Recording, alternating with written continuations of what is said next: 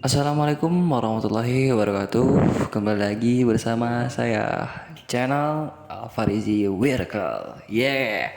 Oke, kembali lagi bersama saya Eval Farizi Firdaus. Nah, di sini pada malam yang sangat ini nih saya akan menemani kalian semua dengan channel yaitu Farizi Wirkel. Nah, angin malam berhembus menerpa kulit kering kala penjagaan malamku berhembus di luruh mata yang kerap terpejam membayangkan sosokmu dalam hati. Kau tinggal begitu nyaman sampai ragamu memudar di sapu senyap gurita. Tepat di bawah terang bulan dengan aura sejuk sepanjang duduk di kursi kayu sendiri tanpa ditemani seseorang sebagai subjek. Di sisiku hanya tersedia metafora rumit sebagai pelipur lara dan hiperbola sebagai pelengkap bahwa aku masih baik-baik saja dalam senyum, masih terlihat tangguh dalam koyakan sepi. Hanya di sini bersuasana temaram sisa-sisa hujan berbau rindu yang menyegat disertai guguran daun keselokan depan teras. Di mana teduh melingkupi hati yang beragam. Seolah itu aku daun tersebut hanyut di aliran mana ia akan menuju aku. Aku ikut saja kemana arus kehidupan membawaku sebagai manusia yang ingin merdeka. Karena ini kehidupan aku mencoba menerima apa yang terjadi serta tak selalu aku harus melawan. Arus kadang tersangkut tenggelam lalu muncul ke permukaan atau mengambang tak tentu arah, tapi sudah sepatutnya aku berprinsip kepada diriku agar ketika mengikuti arus aku tidak terhanyut jauh dalam jalan kehidupan. Oke, gimana teman-teman dengan pembukaan saya pada malam hari ini?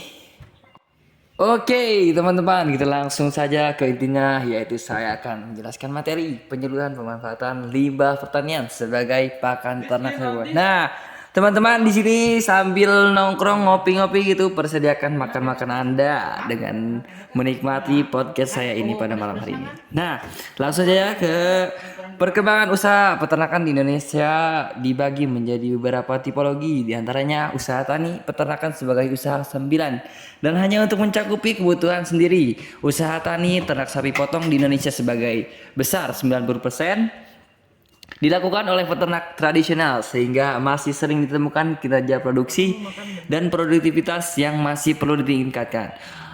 Gapoktan Makmur Jaya adalah gapoktan yang ada di Desa Kubang, Utara Sikabu. Merupakan gabungan dari 3 kelompok tani, yaitu kelompok tani serbaguna, kelompok tani batu dinding, kelompok tani Galau Tadung. Gapoktan Makmur Jaya berdiri pada tahun 2012 dan sampai saat ini beranggotakan 60 orang.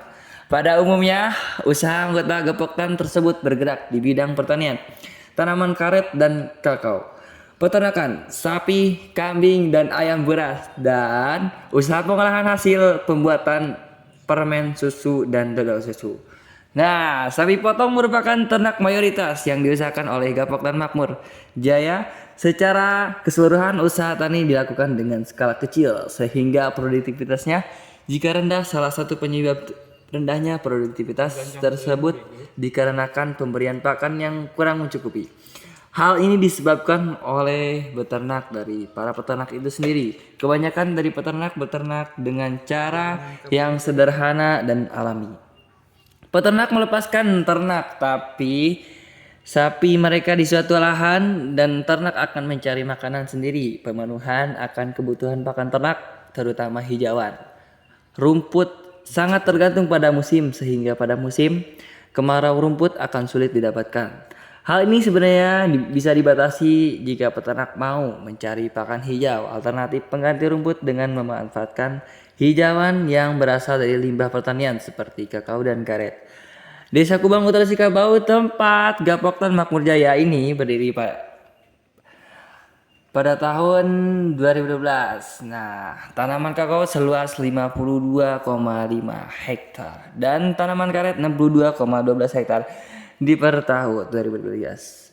Berdasarkan uraian di atas, maka penulis akan melakukan kajian dengan judul Penyuluhan Pemanfaatan Limbah Pertanian sebagai pakan ternak sapi potong di Gapoktan Makmur Jaya, Desa Kubang Utara, Sikabu, Kecamatan Lembah Sigar, Kota Lunto, Provinsi Sumatera Barat.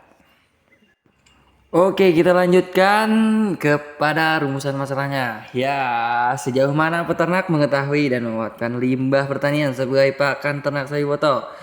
Sejauh mana tingkat keterampilan peternak dalam mengolah limbah peternakan menjadi pakan ternak sapi potong? Nah, guys, teman-teman, tujuannya yaitu berdasarkan rumusan masalah tersebut. Maka tujuan sebagai proses awal untuk mengetahui dan menganalisis tingkat pengetahuan dan kemauan peternak dalam memanfaatkan limbah pertanian sebagai pakan ternak sapi potong. Sebagai proses awal untuk mengetahui tingkat keterampilan peternak dalam mengolah limbah pertanian sebagai pakan ternak sapi potong. Nah, manfaatnya untuk peternak dapat memanfaatkan limbah pertanian sebagai pakan ternak sapi potong sehingga tidak bergantung sepenuhnya lagi pada pakan rumput. Bagi instansi terkait dalam hal ini,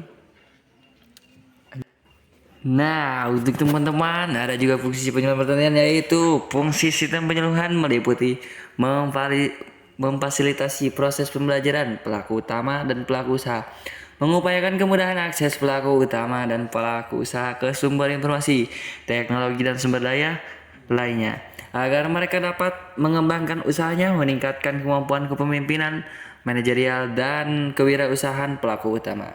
Dan pelaku usaha membantu pelaku utama dan pelaku usaha dalam menumbuh kembangkan organisasinya menjadi organisasi ekonomi yang berdaya saing tinggi, produktif, menerapkan tata kelola berusaha yang baik, dan berkelanjutan membantu menganalisis dan memecahkan masalah serta merespon peluang dan tantangan yang dihadapi pelaku utama dan pelaku usaha. Dalam mengelola usaha menumbuhkan kesadaran pelaku utama dan pelaku usaha terhadap kelestarian fungsi lingkungan serta mengembangkan nilai-nilai budaya, pembangunan pertanian, perikanan, dan kehutanan yang maju dan modern bagi pelaku utama secara berkelanjutan. Nah, adapun juga sasaran penyuluhan pertanian.